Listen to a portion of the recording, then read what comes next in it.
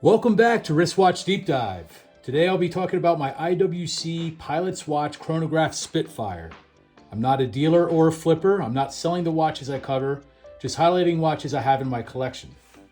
So this is the IWC Spitfire Chronograph, reference number IW387902. So it has a 41 millimeter bead blasted bronze case. Here it is here. There it is. So you see this bronze case is very unusual. It's my only bronze case watch, but IWC is not the only company that has bronze case watches. Okay, so it's 51 millimeters lug to lug, 15.5 millimeters thick. Came with a brown leather strap here. This is a strap it came with. It's a nice strap. It's calf skin strap. It's a nice strap. Went well with the watch, but I preferred it with this green elastic strap. So it's 20 millimeters lug to lug, or I'm sorry, between lugs, and I replaced it with the green elastic strap from Erikas Originals, and I'll put them up on the screen, their website. It's a great product. Check out the website. I have no affiliation with their company. I just really like their straps. It's really comfortable, and they have a ton of different color choices and combinations. So yeah, check them out if you like them. So this movement here is an automatic caliber 69380 in-house column wheel chronograph movement with 33 joules. 46-hour power reserve, scratch resistant sapphire crystal, green dial with green chronograph subdials, Arabic numerals that are easy to read, and it's meant to look kind of like a pilot instrumentation type watch. The index is at 3, 6, 9, and 12, as well as the hour and minute hands have green lume. Complications, you see the chronograph complication there, stopwatch feature. Has a day date, quick set complication with hacking seconds, plunger style chronograph push buttons, screw down crown, and it doesn't have the case back is a stainless steel case back, not bronze. And I read online the reason why they do that is because some people react negatively to bronze. So having that bronze against your skin, I guess, is something they try to avoid. So the casing is bronze, but the case back is stainless steel. But the strap it came with has a bronze tang. So that part presumably could be kind of a little bit against your wrist, but came with a bronze tang, but stainless steel case back. So it's engraved with watch info and a picture of the Spitfire there.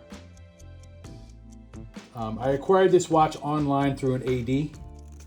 And just to kind of show you before we get into the history here. So chronograph features, as you can see, the seconds is here, and that seconds hand is moving. If I were to unscrew this, the crown here, and pull it out, the seconds hand stops. That means it's hacking seconds, because I can stop that seconds hand for precise time measurement. And position 1 is just winding the watch. Position 2 is quick set date. Let me get to it. Takes a little finesse here. So quick set date, as you can see, the date's adjusting. If I turn it one way, I turn it the other way, it's the day, right? And then position 3 is for the time. When I push it all the way in, screw it down, the seconds start back up again, right? And then the other 2 dials are for minutes and hours, and then the long second hand is my stopwatch second. So as I push this, you can see the stopwatch feature starts. That's a chronograph feature. And then this same thing is happening for the other subdials, but they obviously move slowly because they're measuring minutes and hours. And then I stop it and reset it. So it's pretty deliberate. It's a very good quality watch. IWC is a very good reputation for quality watches. So, International Watch Company, better known as IWC, was founded in 1868 by American watchmaker Florentine Jones in Switzerland. So it's a luxury Swiss watch brand founded by an American, which is pretty interesting. The company was transferred to the Rauschenbach family in 1880 after financial difficulty and became part of the Richemont Group in 2000. They are best known for their luxury pilot watches and were considered pioneers in the use of ceramic and titanium in watchmaking. The founder of the company, Jones, had the idea of assembling watches in Switzerland and shipping them to the United States. At the time, wages in Switzerland were relatively low and there was a ready supply of skilled watchmaking labor in Switzerland. So Jones encountered opposition to these plans in French-speaking Switzerland because he wanted to open a factory. I'm not sure why there's opposition, but apparently he was getting they were poo-pooing on the idea. In 1850, the town of Schaffhausen was in the danger of being left behind in the industrial age. At this stage, watch manufacturer and industrialist Heinrich Moser built Schaffhausen's first hydroelectric plant and added in further industrialization. He met Jones in Lalac, and if you guys don't know, for those of you who don't know, Lalac, Switzerland is like a hotbed for watchmaking factories and headquarters. Ton of watchmaking industry there. All right, so where was I? So we met Jones in Lalac and showed great interest in his plans. Together, they laid the foundation for the only watch manufacturers in northeastern Switzerland. The brand was previously known as International Watch Chronology. Things were going well at first, and they had 196 employees. However, Jones had trouble selling the watches in America due to tariffs, financing, and technical machine problems. By 1875, the stockholders alleged that the company was on verge of collapse, and Jones scrambled to find new investors. The company eventually filed for bankruptcy, and Jones was forced to relinquish control of the company. This is when the Rauschenbach family took over and ran the company for many generations. The brand provided watches for the Germans during World War II. In April of 1944, the factory was actually bombed by the U.S. Army Air Corps. So, I did not know that there was bombings in areas of Switzerland because they were providing military means to the Nazis. After World War II, the company had to pivot significantly to reestablish relationships with American, Western European, and Asian markets. They became part of the LMH Group in 1991, and that group was acquired by the Richemont Group in 2000. The company began keeping detailed records for each watch that has left the factory since 1885.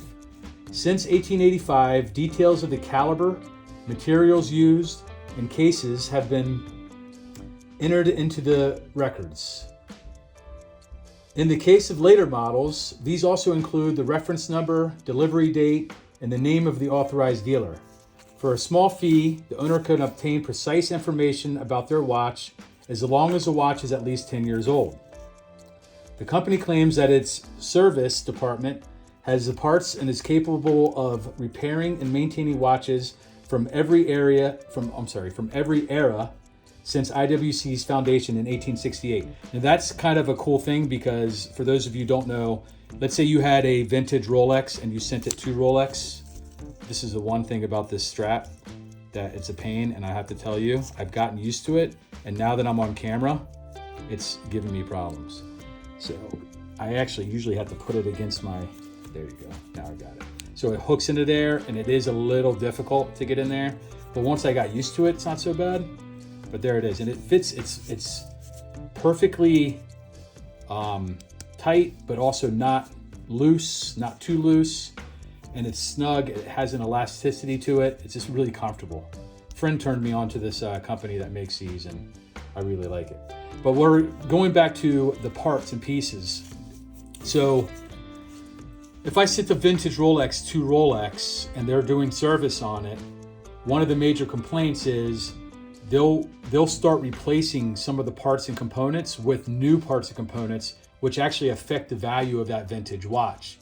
IWC claims, hey, we won't do that. If you send us a watch all the way back to our founding, and there's a crown that's broken or a spring or some kind of a rotor or something that's broken, we'll put the original part that was made for that model back in there. We're not gonna like make a kind of a Frankenstein mod watch to make it work with modern parts.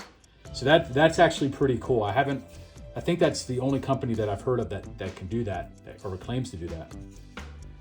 So about this model, the Spitfire. So IWC has some of the best pilot watches in the market. This model is named after the World War II British fighting plane, the Spitfire. As you can see, the picture of the Spitfire there.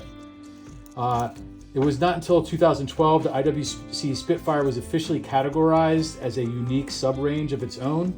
Since then, there have been numerous models added to the IWC Spitfire line, with each piece boasting straightforward instrument-like exteriors. And that's what the face of this watch is supposed to look kind of like that of an instrument inside an airplane, right? So it has that kind of vintage look to it. So why I chose this watch, I just love, this is the only watch that I have with the bronze casing. I'm not a huge fan of the bronze casing, but for this watch, I love it. Like I don't have multiple watches. I'm not looking to get multiple watches with that.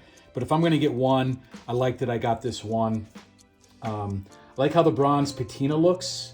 And when you get it new, it looks very, very different. This gold is very gold, and I'm gonna put a picture on the screen of what a gold new one looks like. But this is what how it patinas, and I think I really like it. It's very unique, right? So I went to an IWC AD in Las Vegas, and I was told by them that the patina, depending on where you are on the planet, it'll patina differently depending on the environment that you have the watch in. So that's actually another kind of cool feature, is that each of these models is kind of an individual look based on how it patinas in the environment that, I live in the Northeast region of United States, so it's patina different than if I lived in the desert, out in the West, for example. So I love the look of this watch and how it fits on my wrist. Very different color from the other watches in my collection. Yeah, let me know what you think in comments, how it patinaed and just kind of how it came out. It's very cool. I like that green. And I have to say, the green in the sun sometimes almost looks like a dark blue. It can kind of feel like changes colors a bit, but it's very cool. So we'll talk about the box. So this is the part of the box it came with. This is just kind of a travel box. A lot of companies do this where it's a box inside a box inside a box. So this is meant as hey, if you want to travel with it instead, you don't have to put it in the box, and you don't have to buy a separate travel case. We'll provide one for you. And outside of that, you have the box here. You have your pamphlets and papers here. I have the wrong card in there. So you have your pamphlets and papers here. And yeah, pretty straightforward. All right. Put that back. Now we'll do a loom shot. Charge it up a bit. So it looms green. It's a nice loom. I like it. It's easy to see. In the camera, you can actually see the dial a bit, but you can't see the dial. That's something special for the camera. The naked eye, I can only see the hands and the indexes at 3, 6, 9, and 12. But I can still tell time. It still lasts a long time. Still just a good loom. So I'd rank this as probably mid-tier, maybe a little lower, because I like when the other indexes have the loom as well. So I like it when it has that feature to it. All right, hit the lights again. All right, so that is the IWC Spitfire chronograph. Let me know what you think in comments. Go ahead and subscribe to my channel if you haven't already. You can check out other watches in my collection, and I'll still be posting them as I get time to do so. You can also write to me at wristwatchdeepdive@gmail.com. And yeah, let me know what you think. See you next watch.